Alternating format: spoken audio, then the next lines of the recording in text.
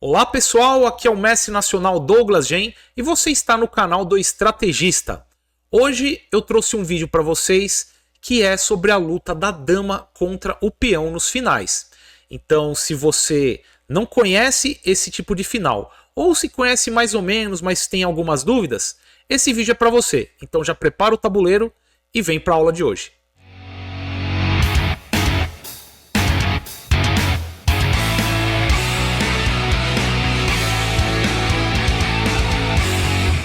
Vamos lá então aos exemplos de hoje?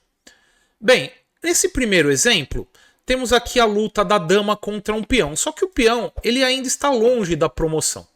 Imagina o seguinte, que você acabou de promover a dama e o oponente ele está tentando marchar com o peão rumo a D1. A técnica para você impedir a promoção aqui é muito simples. É só você conseguir colocar a dama na frente desse peão e, obviamente, não deixando o rei capturar a dama. Então, se você conseguir colocar a dama em qualquer uma dessas casas, o rei das pretas não consegue desalojar essa dama. Então, uma ideia aqui poderia ser dama B3, D3 e dama D1. E agora, as pretas não conseguem mais tirar essa dama daqui. A gente vai aproximar o rei em algum lugar aqui e vai conseguir capturar esse peão. Então, por exemplo, rei E3, rei F6, D2, rei E5, rei D3. Como o rei foi para esse lado, a gente traz o rei por aqui, rei para F4, rei C3, rei E3, rei B4 e acaba caindo esse peão aqui das pretas. Então já deu para perceber que quando esse peão ele estiver muito longe da promoção, aí o nosso trabalho é muito simples. As coisas começam a ficar um pouco mais complicadas quando esse peão ele já está prestes a promover. Digamos que em uma jogada esse peão está pronto para promover. Aí a coisa fica mais complicada. Mas é só a gente conhecer uma regrinha muito simples que vocês vão conseguir manejar muito bem esse final. Aqui tem duas casas que vamos chamar de casas críticas, que são casas que a gente tem que tentar levar a dama branca. Quais são essas casas? São essas duas casas aqui atrás do peão. Se eu conseguir levar a minha dama para uma dessas duas casas, vai acontecer uma coisa muito interessante. Eu vou passar um pouquinho aqui os lances. Então, por exemplo, dama D7, rei C2, dama A4, rei D2, dama D4, rei C2, dama E3. Agora a gente ameaça a capturar o peão, rei D1, e chegamos na primeira casa crítica, numa dessas duas casas que a gente tem que tentar levar a dama. Veja o que acontece quando a dama chega nessa casa crítica. O rei ele é forçado a ir para a casa E1, porque senão a gente vai acabar capturando o peão. E ele não consegue avançar porque está em xeque, então tem que colocar o rei na frente do peão. Quando isso ocorre, as pretas não ameaçam mais o avanço do peão. E este é o exato momento em que vamos mexer o nosso rei. Então a gente consegue dar um passinho com o rei. Só que as pretas agora ameaçam a promoção novamente. A gente tem que começar a fazer uma nova sequência de cheques. Cheque, cheque. Agora ameaçamos capturar. O rei chega em F1 e agora a gente chega nessa outra casa crítica. Dama F3. Nesse momento as pretas novamente têm que trazer o rei para E1 e nesse momento as pretas não podem avançar e promover o peão. É o exato momento em que a gente move o rei novamente.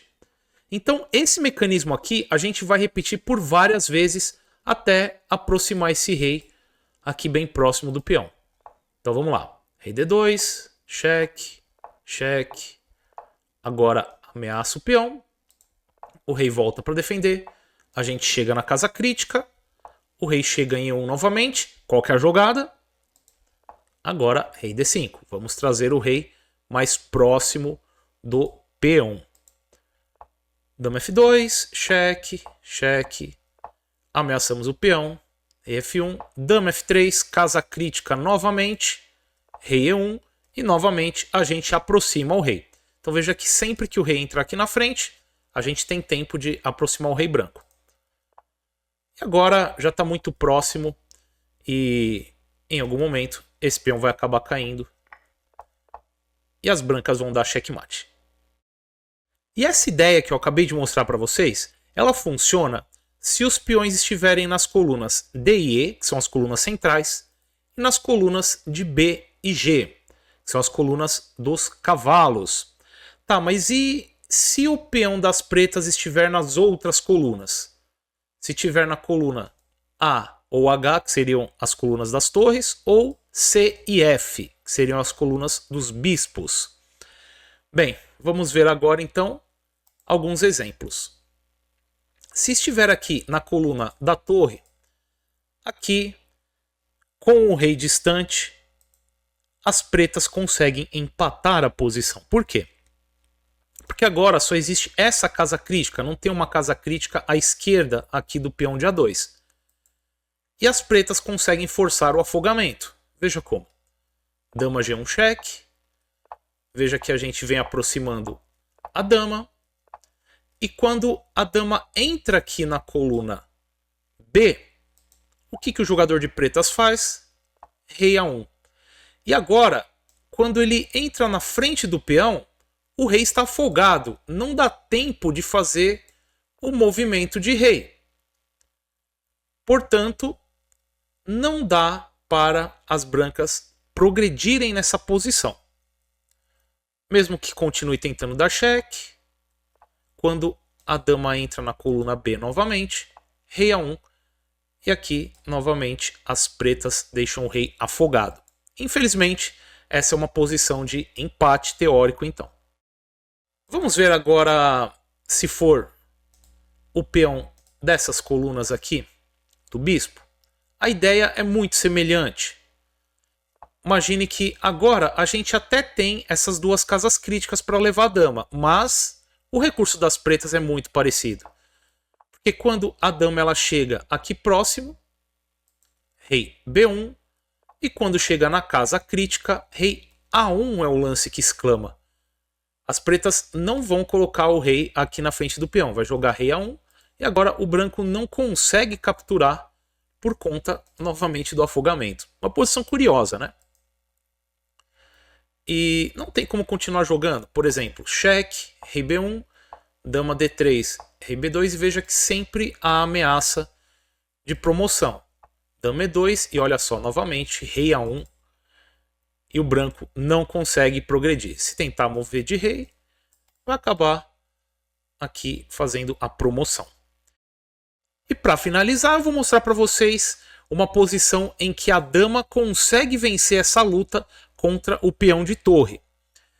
E qual é a diferença desse diagrama para o outro de peão de torre? A diferença é que aqui o rei está um pouco mais longe e aqui o rei está um pouco mais perto. Mas será que dá diferença? Bem, realmente aqui dá uma grande diferença. Existe uma zona que eu vou demarcar aqui no tabuleiro, que é uma zona muito específica, que se o rei das brancas conseguir entrar dentro exatamente dessa zona aqui, isso quer dizer que existe uma posição de checkmate. Olha que curioso.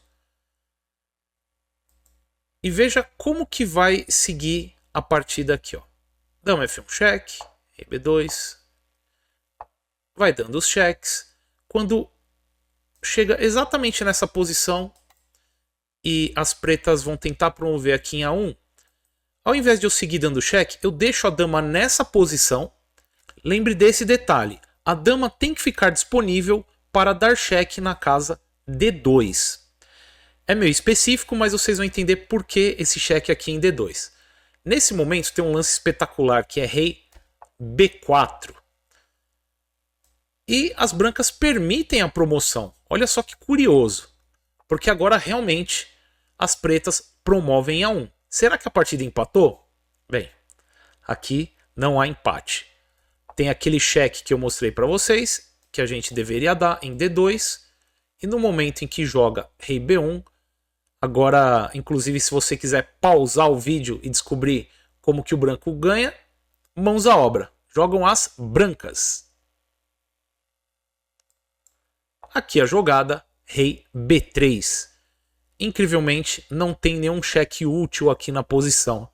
E qualquer jogada que fizer com a dama preta, temos aqui vários mates. Tem esse mate, tem esse mate, tem esse mate também que está sendo ameaçado, esse mate. Então não dá para as pretas tentarem defender todas as ameaças de mate. É isso aí, pessoal. Espero que tenham gostado desse vídeo. Não esqueçam de se inscrever no canal, dar o like e também compartilhar com aquele seu amigo enxadrista. Eu te vejo muito em breve. Até o próximo vídeo.